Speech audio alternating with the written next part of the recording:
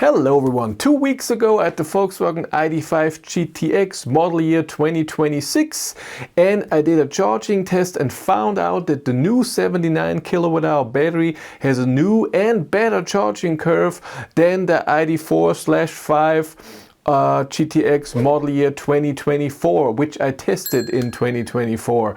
And now I have the Pro version of the ID.5, also model year 2026, and I wanted to see if this battery also gets a new charging curve. So I charged at IONITY 8 or so to 80%, and I also did that 2 years ago with the Pro version in 2024. So let's compare. If your company has electric cars as company cars, of course you want your employee to charge at home. It's cheaper for you and it's easier for the employee. Tronity has a software solution for you to know how much you have to pay your employee for charging at home. With the Fleet Manager you manage your employees and your cars. Tronity connects to the cars and knows exactly when the car is charging at home and how much. And then you get an easy monthly bill for your employee. If you want to know more, there's a link in the description below.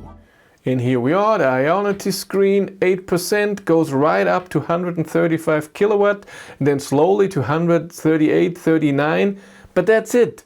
That's our peak. It stays around that, so a bit up, down here, but never goes above 139 kilowatt. And you can see amp, where the GTX goes to the max of 500 amp. This never goes anywhere near. So it's definitely, I think there could be more. They could give it a bit more.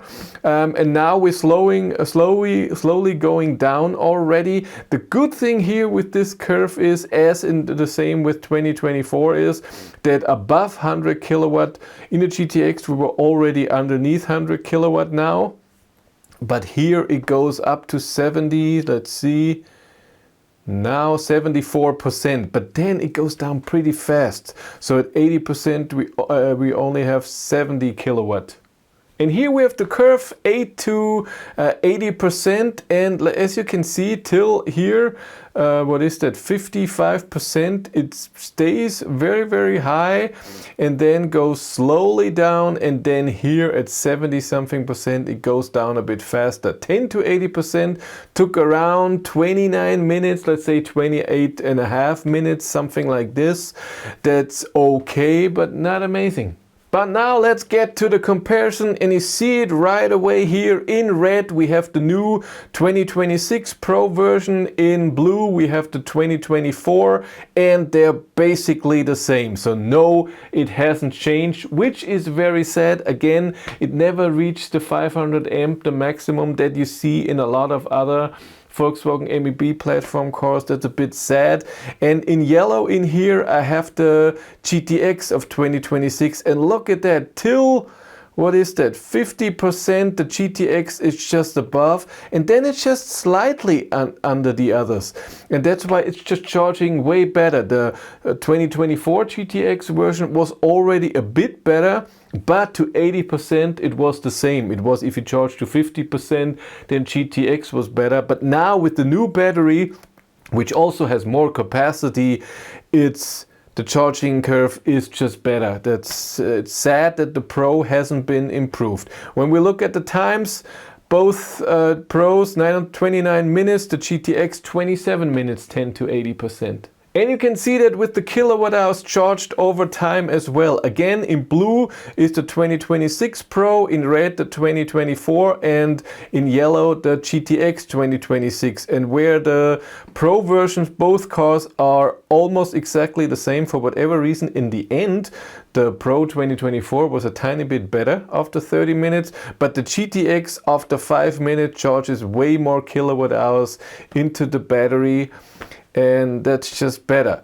But then we come to the range, which is very interesting. Here with the range charged into the battery, I took the kilowatt hours charged and I took the average consumption that they had in my range test at 130 kilometers an hour.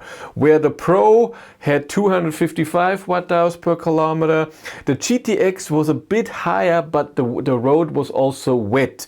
In the Pro version, the road was a bit damp but not wet. And the GTX has 21-inch summer tires on, where the Pro had 19-inch winter tires on. And when I then look at the range, when I calculate the range, you see again, I took the exact same number for consumption for the 2024 model to the 2026 because they haven't changed. Same motor, same car. The GTX just has a new battery in there, but because of GTX and all-wheel drive, it has a bit of a higher consumption. And you can see both Pros have the exact same curve when it comes to the range. The GTX, even though it has higher consumption, around 7-8%, it still charges more range into the battery, except at the end. So after 30 minutes, we're at the same. And in the beginning, first 5 minutes is a bit under, but then after 10 minutes, it charges way better and puts more range into the battery. But if you charge to 80%, the Pro and the GTX charge the same range into the battery because the GTX has higher consumption. So sadly, the charging curve in the 2026 Pro model has not been changed, not made any better. At this year 2026, I think it needs a bit of an improvement.